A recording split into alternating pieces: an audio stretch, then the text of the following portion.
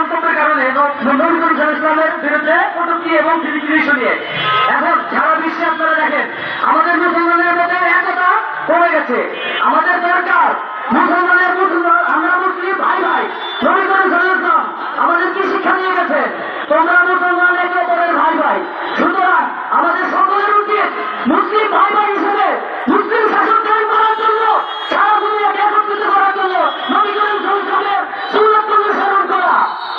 এবং আমরা এই মেসেজ পাঠিয়ে দিতে চাই, আমাদের ইতিহাস সাক্ষী আছে বদরের যুদ্ধে মাত্র 313 জনকে নিয়ে আমাদের নবী করিম সাল্লাল্লাহু আলাইহি ওয়াসাল্লাম মাঠে নেমেছিলেন 10,000 সৈনিকের বিরুদ্ধে।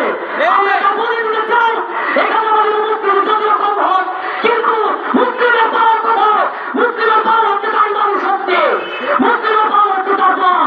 সুতরাং যারা কাফেররা আছেন আমি হুঁশিয়ার করে দিতে চাই, আমাদের উপস্থিতি যদিও কম হোক, আমাদের শক্তি হচ্ছে ইমানি শক্তি।